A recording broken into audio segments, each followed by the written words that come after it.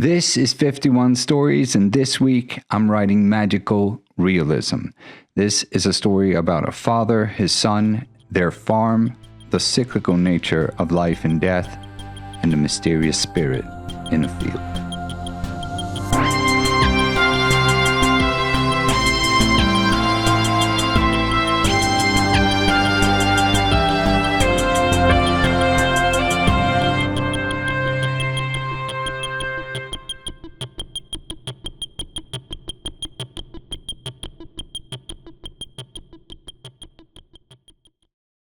Welcome to 51 Stories, the channel where my name is Johan, share an original short story once a week, almost every week of the year. Every Monday, I'm given a random assignment by my AI editor, and every Friday is my deadline.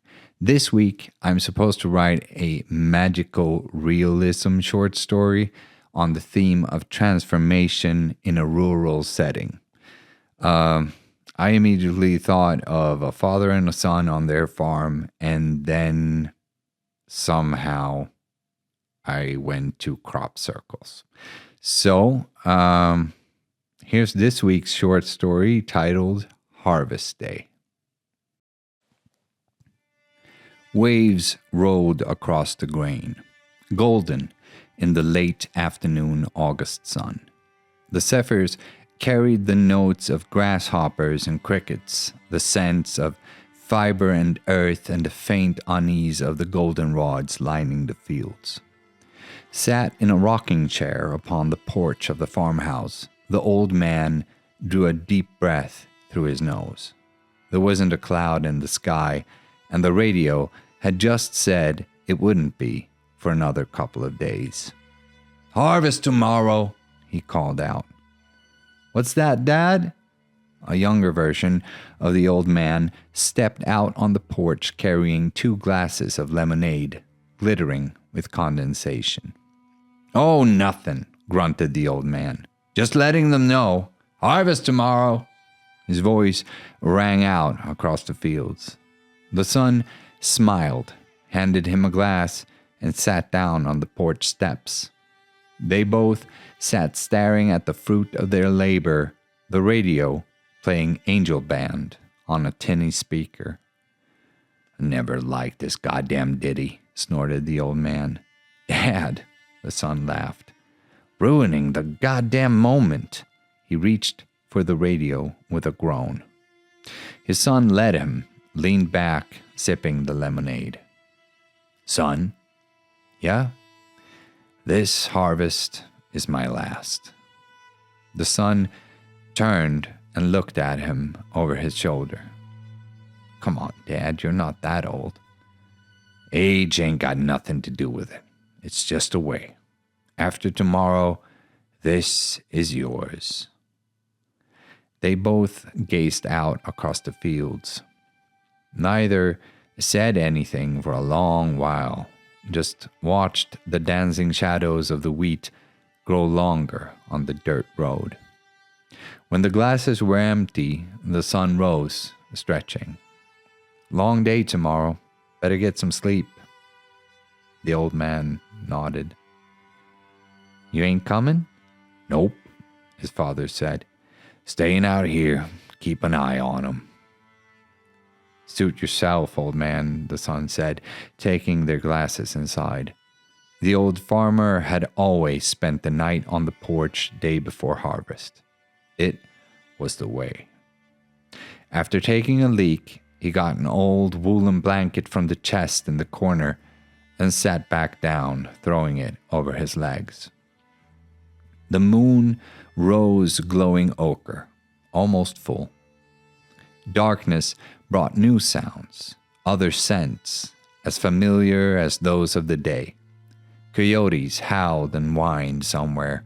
They'd learned a long time ago that he was generous with the buckshot, so they kept off the land. His land. He'd nodded off, lulled to sleep by the gentle breeze, when something made him stir. Too old for real sleep, he was fast awake, staring out at the moonlit wheat. The fields were quiet. silent. He didn't move, just waited, holding his breath. Several minutes went by. Then something rose out of the field. A tiny little ball, glowing like a drop of the warm yellow moon. It continued its slow ascent, then stopped, hanging motionless above the wheat. The old man didn't move, staring at it, the muscles of his jaw tense beneath the gray stubble. It had been 22 years since he'd seen it last. 2 decades of waiting for the spirit in the field. There was a click, static. "My latest son is sinking fast," sang the tinny speaker of the radio quietly. "My race is nearly run." The old man shot up out of the rocking chair, beating the blanket away. "No," he whispered. "I've got one more." "Oh, come, angel band, come and around me stand," sang the radio. "Oh, bear me away on your snow-white wings." "Oh, shut up," he hissed, switching off the radio. He snatched up the shotgun by the chest and walked off the porch, stopping at the edge of the road dividing the lawn and the field. "It's supposed to be one more," he whispered angrily to the heavens. 22, that was the deal. You can't. He fell quiet. The glowing sphere just hung there, bearing down on him. Eyes glistening, he raised his rifle, tentatively pointing the barrel at it like a kid with a slingshot aiming at his daddy. His hands trembled. With a deep sigh of resignation, the old man lowered the rifle. Finally, he let it fall on the grass. "Fine," he croaked. He started across the dirt road, then stopped midway to unlace his boots. He left them neatly beside one another, the socks stuffed inside.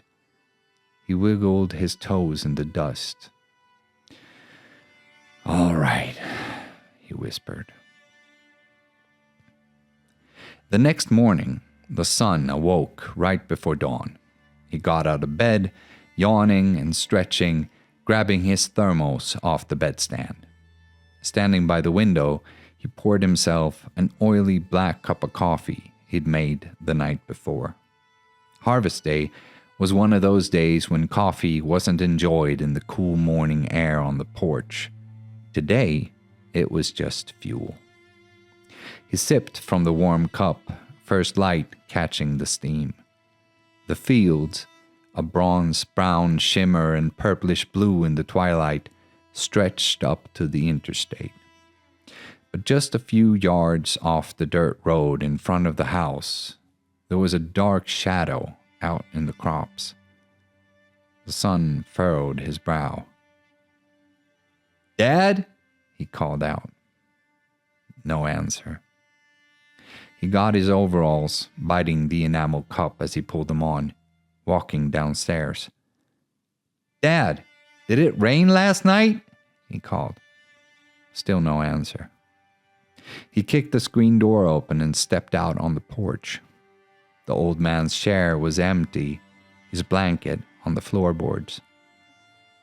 "Oh, bear my longing heart to him who bled and died for me," the radio played quietly, "whose blood now cleanses from all sin and gives me victory." The son spotted his father's boots. Slamming the cup down on the railing, he ran across the lawn, almost tripping over the shotgun that lay thrown in the grass. "Dad!" he yelled. "Where are you, old man?" He picked up the rifle, walking out to the boots in the road. The faint prints of his father's bare feet led into the field. He barged into the wheat, following the path of broken blades parting at his midriff. Not 50 yards from the road, he walked into the clearing he'd seen from the window. Here, the blades lay pressed in a weave, forming a carpet of wheatgrass on the ground. In the very center, they spiraled in a perfect circle. He sprinted up to it. "Dad!" he called out. His voice carried across the silent field, but there was no answer. In the middle of the circle where he stood, there was a slight indentation. He leaned down to trace its outline with his hand. Someone had lain down there. "Dad! Where are you?" he cried. But there were no other paths cut through the wheat, just the one from where he'd come. He rose slowly, staring around him, the gun in a white-knuckle grip. This hadn't been done by rain or the wind. There was a shape to the flattened blades, ellipses stretching from the circle in the center, petals on a flower. He looked up. The sky was clear, shifting from dark in the west to a light blue in the east. The sun staggered out of the circle, looking around bewildered, then ran back to the house. He leapt onto the porch, headed for the door, when he stopped in his tracks. "My strongest trials now are past, my triumph has begun," sang the radio. He stared at it, then turned to the fields. "Oh, come, angel band, come and around me stand." The son leaned the shotgun against the railing. Stumbling back, he slumped down on the old man's rocking chair. Waves rolled across the grain, now golden in the sunrise. The zephyrs carried the insect symphony as the fields awoke, stirred the dust and the flower scents. The sun drew a deep breath through his nostrils. "Oh, bear me away on your snow-white wings," harmonious voices sang over the radio, "to my immortal home."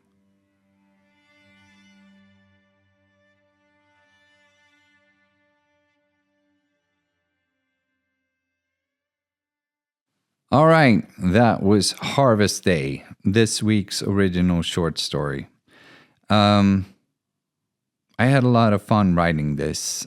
Partway into the first draft, I realized that I wanted a song to be playing in the background, just to sort of name drop a bluegrass song. So I just Googled a bluegrass song, and Angel Band was one of the first results. And I remembered hearing that song when watching Oh Brother, Where Art Thou? So I listened to the song and realized that I can probably make something more out of that song than just name drop the title to make it, to give it atmosphere. And reading the lyrics, I realized that maybe someone could even be communicating via the song. And then it sort of turned into this weird alien abduction story from there, or whatever it is. I don't know.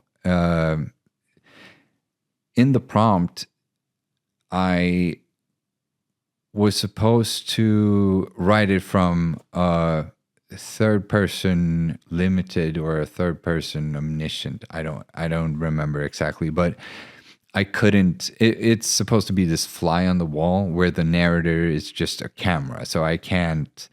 I don't have access to the characters' thoughts. I can only show what they do, and by writing it that way, the story just sort of played out before me, which is I like when that happens. I don't structure these short stories beforehand. when I write them. I just get the prompt and I always get this one word that's supposed to inspire me in this, for this week. That story spark word was flower. So that was what I had to go on. And I'm supposed to weave that into the story somehow, either the theme or make it part of the setting or whatever. I sort of did both very, very subtly. Or maybe it was bloom. It wasn't flower, it was bloom. Either way, I had a fun time writing it. I hope you had a fun time listening to it. If you did, please feel free to leave a comment, subscribe, like the video, all that good stuff. And if you didn't like the story, then subscribe anyways, and perhaps the next one will be more to your liking. I will be doing a lot of these, so one of them should be at least adjacent to your wheelhouse at some point. Okay. Yeah, so that's it for this week. All hail the eternal Storyboros. Have a good one. Fucking finger guns. Whatever.